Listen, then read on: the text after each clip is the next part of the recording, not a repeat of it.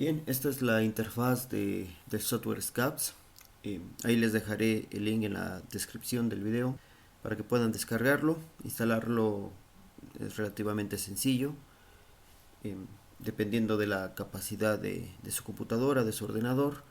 Tardará unos cuantos minutos en poderse instalar, ¿no? Realmente no es difícil poder instalarlo, es de licencia libre, así que bueno, ahí en el link lo podrán checar. Ya instalado, y cuando ejecuten el programa, esta es la pantalla o la interfaz inicial en la cual ustedes van a poder iniciar su trabajo de simulación. Este es el panel de acción y si observan, bueno, está dividido en diferentes módulos. Estos módulos nos va a ayudar a realizar todo lo que es el trabajo y análisis de la celda solar, ¿no? Podemos observar que aquí tenemos la temperatura de operación, por ejemplo, donde por default nos aparece en 300 grados Kelvin, que es la temperatura estándar para el análisis de celdas solares. También tenemos para poder introducir valores de resistencia en serie, resistencia en paralelo. Si queremos trabajar a nuestra celda solar, ya sea en oscuridad o en iluminación. Aquí tenemos los diferentes puntos de análisis que necesitamos o que podríamos o queremos obtener de nuestra celda, es decir, curvas corriente voltaje, capacitancia voltaje, capacitancia frecuencia o curvas de eficiencia cuántica, por ejemplo, ¿no? Y aquí sus parámetros o sus puntos iniciales y finales de análisis, ¿no? Bueno, estos puntos los vamos a analizar un poquito más adelante, ya que ya hemos construido nuestra celda solar, ¿no? Tenemos aquí también otras opciones que no están habilitadas porque todavía no hemos simulado o construido alguna celda solar, pero bueno, ahorita más adelante vamos a ver su funcionamiento, ¿no?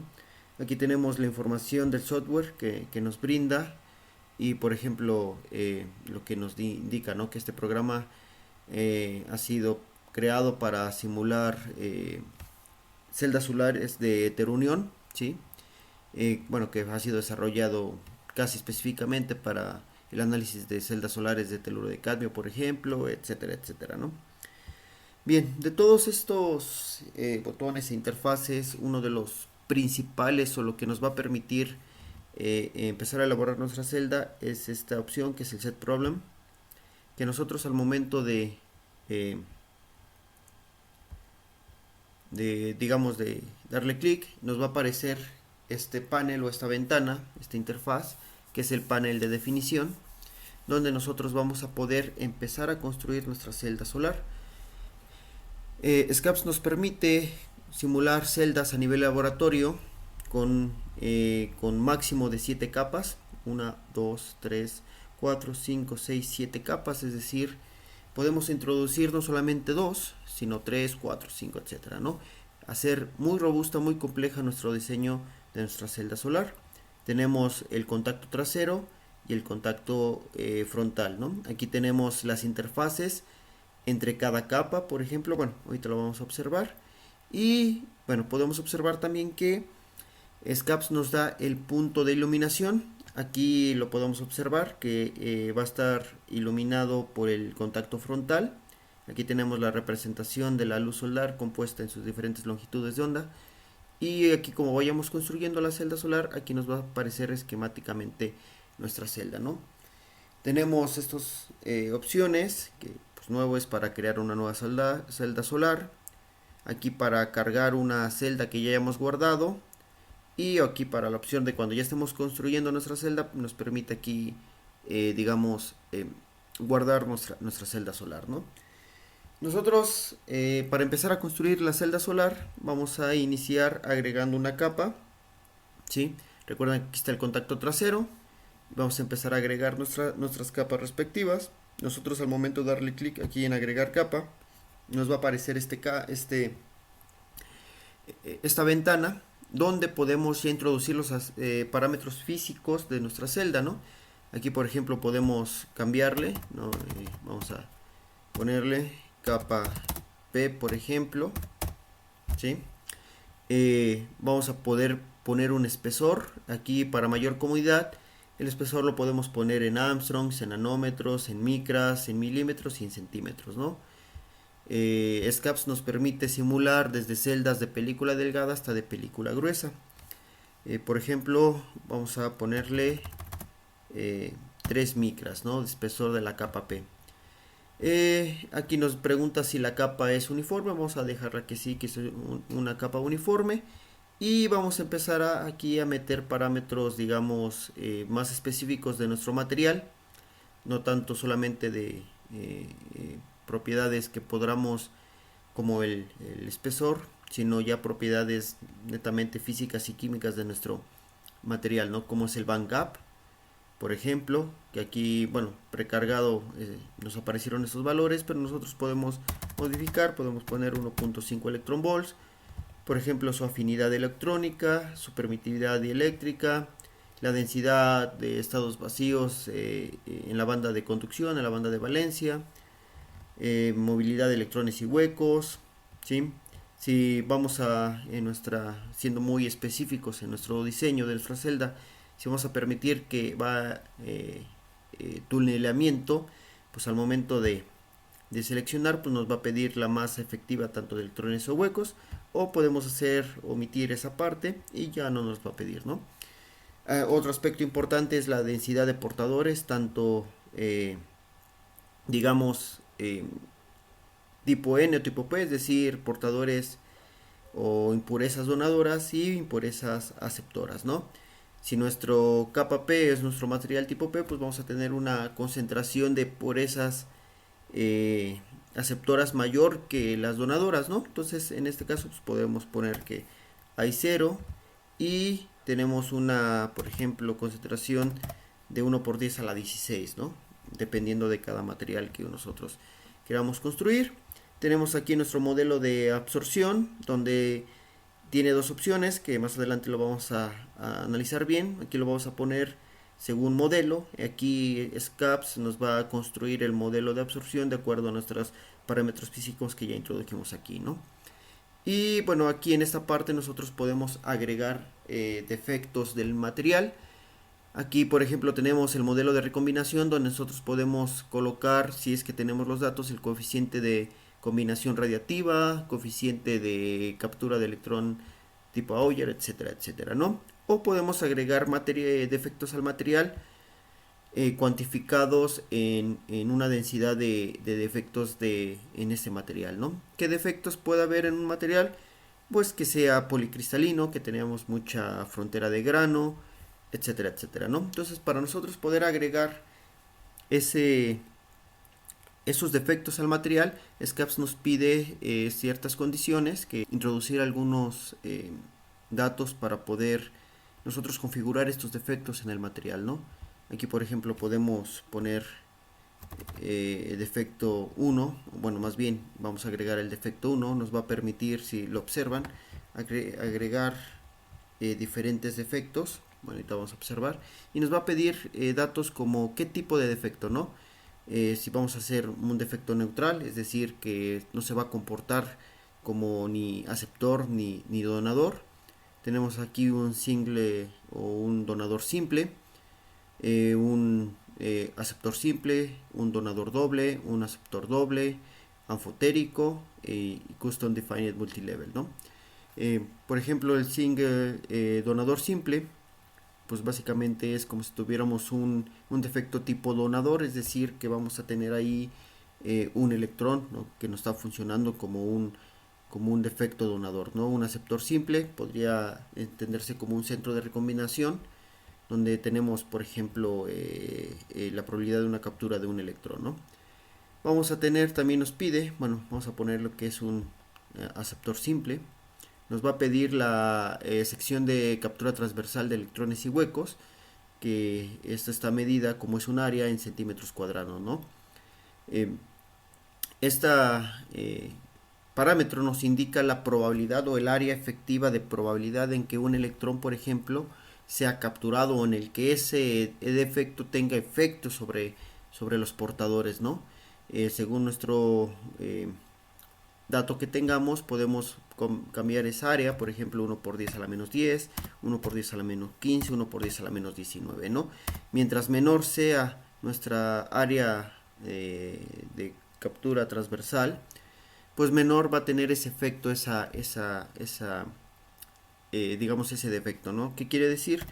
Que si por ejemplo yo tengo un área de 10 a la menos 10, es más probable que un electrón, por ejemplo, aquí se recombine que cuando tengo 1 por 10 a la 19, ¿no? Pero eso va a depender de los datos que ustedes tengan de cada material.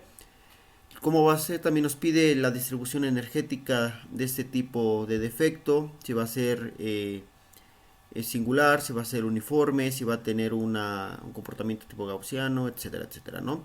De cola de banda de valencia, de banda de conducción. También nos pide el nivel de referencia o en dónde va a estar colocado energéticamente ese defecto dentro de nuestro bandgap. Y aquí nos dice, bueno, dónde lo quiero, por encima de la banda de valencia, lo quiero por encima de nuestro nivel de Fermi intrínseco o por debajo de nuestra banda de conducción. Entonces, por ejemplo, si digamos, mi nivel energético de ese defecto está ubicado a 0.5 electronvolts por encima de la banda de valencia, por ejemplo, lo dejamos, ¿no? Pero si por ejemplo, yo tengo el dato que ese defecto está ubicado a 0.1 electronvolts por encima de nuestro nivel intrínseco de Fermi, pues lo colocamos, ¿no? Es dependiendo de nuestros datos, pues nosotros los vamos a colocar. Y un dato muy importante es la densidad de defectos de esa de esos defectos, ¿no? Es decir, no estamos hablando solamente de un defecto, sino de un volumen de defectos, ¿no? que tiene, ¿no? Por ejemplo, 1 por 10 a la 14, 1 por 10 a la 15, es decir, en palabras más llanas, si mi material es muy defectuoso en su proceso, tiene, por ejemplo, muchas fronteras de grano, etcétera, etcétera, pues nuestra densidad de defectos va a ser mucho mayor, ¿no? También nos va a dar opciones de que si tenemos captura óptica de electrones, por ejemplo, nosotros al dar clic nos va a ofrecer dos opciones, uno de file, es decir, que ahí tengamos, bueno, SCAPS nos ofrece varios archivos sobre datos ya sobre esto, o lo podemos construir desde modelo, donde al hacer clic nos va a pedir el índice de refracción, por ejemplo, la masa efectiva de electrones, etcétera, etcétera, ¿no? Si nosotros tenemos esos datos podemos complementarlo, si no pues también podemos omitirlo y solamente con la parte de arriba ya podemos empezar a simular, agregar nuestro defecto, etcétera, etcétera, ¿no? Entonces cuando nosotros lo podemos agregar, bueno, más bien cuando ya lo agregamos, ya nos aparece ahí el defecto, donde si observan podemos agregar varios defectos a la vez de ese material, no solamente uno, sino varios. Si nuestro material tiene muchos defectos, por ejemplo, o están colocados a diferentes niveles energéticos, pues los podemos agregar, ¿no? Ya cuando lo hayamos agregado, pues debemos observar aquí que tenemos nuestro defecto tipo aceptor, que con una densidad de defectos de 10 a la 17, por ejemplo, con una distribución uniforme, a dónde está ubicado, ¿sí? Y también nos va a dar, por ejemplo, el tiempo, la longitud de difusión, por ejemplo, de mis electrones, la longitud de difusión de huecos, basados en ese defecto, ¿no? Bueno, ya que lo hayamos agregado nuestros defectos y nuestra construcción de nuestra capa con nuestros parámetros físicos de nuestro material, agregamos y automáticamente ya nos aparece nuestra capa P y podemos observar que ya empezó a construir nuestra celda el software SCAPS, ¿no? Las capas P generalmente se representan con rojo, ¿no? Ahora voy a agregar, por ejemplo, mi capa N. Aquí le voy a poner capa N, ¿sí? Capa N. De igual manera podemos agregar aquí nuestros parámetros físicos. Yo voy a dejarlo tal cual. Puedo agregar defectos o no agregarlos. El software te los va a simular de todas formas, ¿no? Entonces, si es tipo N, entonces aquí pongo que va a tener 10 a la 19, por ejemplo. Y aquí le ponemos 0, ¿no? Y entonces vamos a observar que ya construyó aquí mi capa N, ¿sí? Donde básicamente aquí ya tenemos una pequeña celda solar, donde tenemos mi capa P, mi capa N y donde está iluminada nuestra celda, ¿no? Aquí podemos observar que aquí va a estar iluminando sobre la capa N, aunque también nos permite cambiar el punto donde está iluminando, donde nos vamos a observar que podemos iluminar desde la posición de la capa P, donde pues bueno, hay estudios donde muchas celdas están trabajando desde la iluminación no desde la capa N, sino de la capa P, ¿no? Por ejemplo, y agregamos, ¿no? Si damos cuenta, como ya tenemos la construcción de las dos primeras capas, ya SCAPS ya nos ofrece construir aquí una interfaz, ¿sí? Una interfaz que está aquí, que más bien nos va a poder permitir simular una densidad de defectos dentro de esa interfaz, ¿no? Si nosotros le damos clic, aquí podemos observar que está la interfaz, ¿sí? ¿Qué interfaz es? Pues es entre la capa P y la capa N, y podemos agregar 3 defectos. Ahorita vamos, bueno, le di clic para agregar a uno, y lo mismo nos va a pedir qué tipo de defectos es, si es aceptor, donador o neutral. Neutral, como les dije, pues es una representación meramente matemática de un defecto que no tiene un comportamiento ya sea aceptor o donador, ¿no? Físicamente este tipo de defectos no existen, pero solamente para hacer modelos matemáticos es para lo que se utiliza, ¿no? Tenemos aquí aceptor, lo mismo, su área de captura de sección transversal, su distribución energética, la densidad, aquí por ejemplo de esos defectos, etcétera, ¿no? Los agregamos, nos va a aparecer aquí la información, agregamos y ya vamos a tener nuestra interfaz entre esos dos materiales, ¿no? Nosotros, por ejemplo, ya aquí ya podemos, me falta el contacto trasero. Aquí el contacto trasero, en su concepción más simple, les va a pedir 3 datos, que es la velocidad de recombinación superficial, que está aquí, que es en centímetros sobre segundo. Ustedes ya colocarán sus datos específicos. Y la función de trabajo. Aquí hay 2 opciones que SCAPS te ofrece. Uno es el flat band, que básicamente es alinear las bandas. Aquí el flat band básicamente lo que está haciendo es que pone una función de trabajo mínima para que el nivel de Fermi tanto de nuestro metal, ya sea del contacto trasero o delantero, esté alineado con nuestro semiconductor. Es decir, tengamos un contacto óhmico con el valor mínimo que se necesita, ¿no? Sin embargo, si yo quiero colocar la función de trabajo de un metal en específico, pues ya lo puedo colocar, ¿no?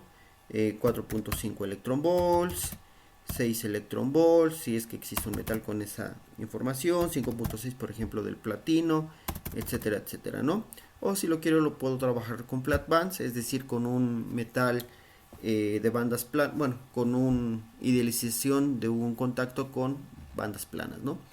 Entonces lo agregamos, lo mismo para el contacto frontal, lo podemos modificar, etcétera, etcétera, ¿no?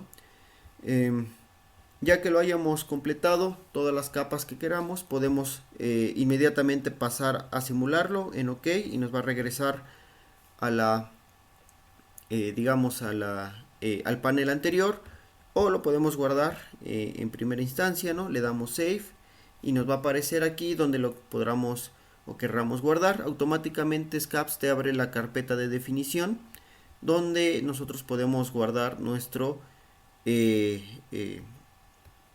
celda, nuestro proyecto, ¿no? O también, si gustan, lo podemos guardar en otra ubicación como estén acostumbrados, ¿no? Eso ya es a su comodidad, ¿no? Podemos guardarlo, ¿sí? Por ejemplo, vamos a poner prueba y le ponemos guardar, ¿no? Entonces ya podemos pasar a OK y ya va a simular nuestra celda solar.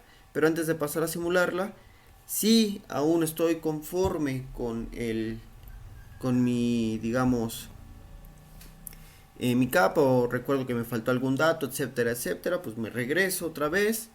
Por ejemplo, voy aquí a modificar, ¿saben qué? No, mi capa P no era de 1.5 electron volts, sino era de 5.51 electron volts, por ejemplo, ¿no? Le voy a aceptar, le voy a poner save, y para poder reguardarlo ya no le voy a poner nada más el nombre, sino voy a poner .def para que me vuelva a reguardar sobre ese mismo, o sea, reescribir mi propio archivo, ¿no? Le pongo guardar y bueno, ya está guardado. Y ahora sí ya podemos pasar a simularlo, ¿no? O también SCAPS nos va a permitir cargar, por ejemplo, ya celdas precargadas que vienen guardadas en la memoria o en el paquete de instalación de SCAPS, ¿no? Por ejemplo, aquí donde dice por ejemplo, vamos a abrirlo, le ponemos load y ya nos va a cargar una celda cargada, bueno, precargada, con diferentes características, varias capas de teluro de cadmio, por ejemplo, que todas como función P, nuestra capa N de sulfuro de cadmio, un TCO hito, una interfaz solamente entre estos dos, ¿no? Por ejemplo, aquí donde yo tengo una de mi autoría, por ejemplo, le ponemos load y ahí está, por ejemplo. Aquí la N dice, bueno, parece que no está. Lo que pasa es que es muy poquito espesor de mi capa N con respecto a mi capa P, pero si yo la modifico de 10 nanómetros a 100 nanómetros o 0.1 micras, pues ya va a aparecer, ¿no? Vamos a trabajar con esta o con la, aquí está por ejemplo la que guardamos, la de prueba por ejemplo, ¿sí? Pero ya que abrí esta, bueno, vamos a guardarla, ¿no? Entonces ya que hayamos construido nuestra celda solar, vamos a poner OK y listo, vamos a empezar a trabajarla. Si ahorita no puedo poner a trabajarla o no puedo simularla, aquí ya me apareció esta activada. ¿Por qué no la puedo simular? Porque no he dado ningún parámetro de trabajo a la celda, ¿no? Si yo quiero operarla como oscuridad, la debo dejar así. ¿Qué quiero que me muestre? Una curva IB trabajando en una oscuridad, le doy aquí, ¿no? Ya selecciono de dónde a dónde quiero que me haga la prueba, de 0 volts a 8 volts, a 9 volts, 10 volts, etcétera. Digo 1 volts, perdón. Ya lo colocamos, ¿no? Yo lo voy a dejar a como estaba, de 0 a 0.8 volts. Este número es, bueno, SCAPS trabaja resolviendo varias ecuaciones, entre ellos ecuaciones de continuidad, ecuaciones de Poisson, etcétera, etcétera. Nosotros al introducir todos los parámetros físicos y de trabajo, estamos creando condiciones de frontera para que el software pueda resolver esas ecuaciones. La resuelve a través de la discretización de una malla. Esta malla está predeterminada, SCAPS la predetermina, que es aquí, el número de pasos o el número de discretización. Sin embargo, nosotros podemos modificarla. Si quiero que digamos, que mi simulación sea un poquito más robusta en el punto de iteraciones o en el punto de vista del número de iteraciones, podemos agregar, ir subiendo, ir subiendo, ir subiendo, ¿no? Esto quiere decir que va, digamos, a ser un poquito más robusta en cuanto al enmallado, ¿no? O podemos dejarla como por default. Por experiencia les puedo decir que no es un parámetro muy determinante en cuanto a los resultados finales de la simulación, ¿no? Entonces ya le puse aquí IB, lo quiero trabajar en oscuridad y vamos a hacer nuestra primera simulación. Entonces SCAPS empieza a trabajar. Básicamente es muy rápido dependiendo de su computadora de cada uno y ahí está, ya operó. Entonces aquí se observan, hay condiciones que no están, digamos, activadas porque solamente le di la opción de que me mostrara curvas corriente voltaje, ¿no? Aquí podemos observar el diagrama de bandas que ya me ha calculado automáticamente SCAPS, ¿no? Desde su distancia, desde bueno, empieza desde el 0 en el eje de las X y tenemos aquí en electron volts, bueno, es un diagrama de bandas. Si quiero ver mi curva IB o JB, como lo conozcan, como la quieran ver, damos clic y aquí me aparece. No me aparece eficiencia ni nada porque la estamos trabajando en oscuridad, es decir, como un diodo, ¿no? Y podemos observar que aquí pues tenemos un comportamiento más o menos de un diodo. Sin embargo, si ya lo quiero ver como una celda solar, nos vamos otra vez a Action. ¿Sí? Ahora sí ponemos en luz, es decir, que ya esté siendo irradiada por luz mi celda solar. Y aquí automáticamente por determinado me aparece el espectro AM o 1.5G, que es la global, que generalmente es la radiación estándar para la simulación de celdas solares, que es una incidencia de 1000 watts por metro cuadrado, ¿no? Entonces yo les recomiendo que al menos que vayan a analizar este punto, pues lo dejen así por default, ¿no? Entonces si yo vuelvo a simular, por ejemplo, ya podemos observar aquí los resultados que tengamos. Y bueno, esperemos que acabe de simular, ya terminó. Tenemos otra vez, nos muestra nuestro diagrama de banda, pero vamos a ver la curva IB, ¿no? Entonces aquí podemos observar, aquí es la simulación anterior, estamos en la simulación 2, y ya tenemos una eficiencia o los primeros resultados. SCAPS en primera instancia nos ofrece 4 parámetros o figuras de mérito que son muy utilizados para el análisis de las celdas solares, que es el caso del voltaje de circuito abierto, la densidad de corriente de cortocircuito, nuestro factor de llenado y nuestra eficiencia, ¿no? Y podemos observar aquí que pues tiene el corrimiento esperado de una celda cuando está iluminada en oscuridad y ya iluminada, ¿no? Y bueno, aquí podemos observar nuestras eficiencias, nuestro factor de llenado, etcétera, etcétera, ¿no? Si quiero volver a simular, por ejemplo, variando en este caso cómo se comporta mi celda solar, digamos, pero ahora con una disminución en el espesor, por ejemplo, de mi capa P, vamos a ponerle de 2 micras a 1 micra, la construimos, le damos OK, volvemos a simular, nos va a trabajar de nuevo,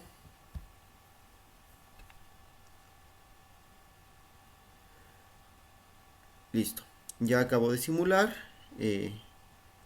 ponemos IB y aquí nos dice última curva.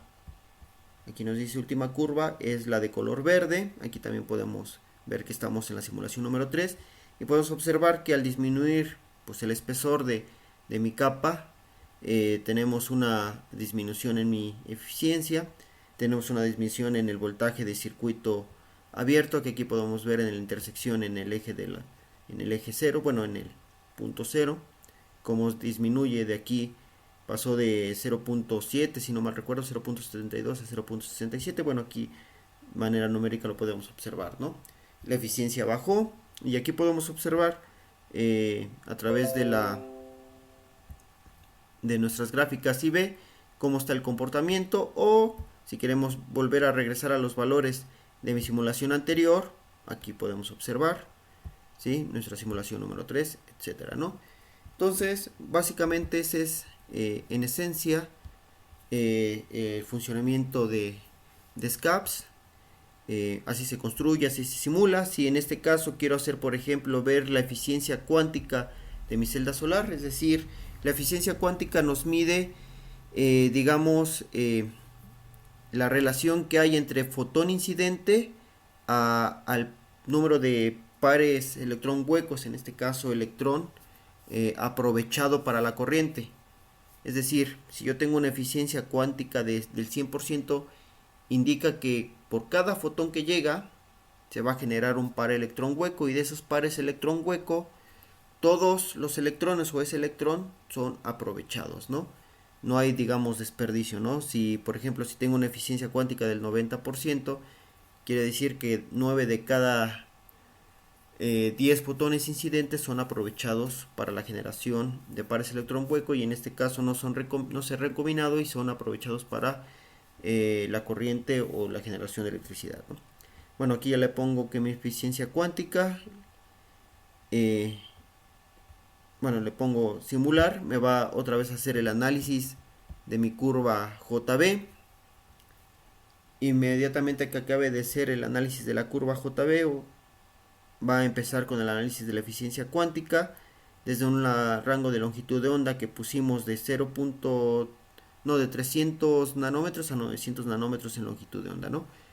Aquí podemos observar que es la misma porque no se cambió ningún parámetro, pero ya nos aparece otra opción que es la eficiencia cuántica, y podemos observar aquí, ¿no?, mi eficiencia cuántica de mi celda solar, donde podemos observar que tenemos una eficiencia casi del 90% entre longitudes de onda de 450 a 700, 650 nanómetros, ¿no? Aquí, por ejemplo, tenemos una menor eficiencia cuántica en una longitud de onda que comprende entre 300 a 370, 60%, ¿no? Bueno, ya ustedes cuando hagan sus análisis ya sabrán cómo les afecta, etcétera, etcétera, ¿no? La eficiencia cuántica la podemos visualizar, bueno, aquí en longitud de onda o a través de energía de los fotones, ¿sí? De los fotones incidentes, obviamente. Por ejemplo, a 2.6 electron volts, 2.2 electron volts. pero generalmente siempre se expresa en longitudes de onda, ¿no? Y bueno, también podemos agregar cómo se comportaría, digamos, mi eficiencia si yo tengo una resistencia en serie. Por ejemplo, vamos a tener que tengo una 2 ohms por centímetro cuadrado de resistencia en serie, ¿no? Volvemos a simular, esperamos a que haga nuestra simulación y vamos a observar qué efecto tiene, ¿no? Aquí ya casi termina, listo, y observemos que nuestra eficiencia que pasó del 12.02 al 11.06 al incrementar nuestra resistencia en serie, ¿no? Aquí podemos ver que también nos afectó en nuestra densidad de corriente de cortocircuito, etcétera, etcétera, ¿no? Si también nosotros queremos ver, digamos, cómo nos afecta nuestra resistencia en paralelo, ponemos nuestro valor numérico o las dos al mismo tiempo, etcétera. También podemos simular sin el efecto de estas dos resistencias, etcétera, etcétera, ¿no? Bien, pues a grandes rasgos este es el funcionamiento de SCAPS, donde nos podemos empezar a introducir a la simulación de celdas solares a nivel laboratorio, ¿no?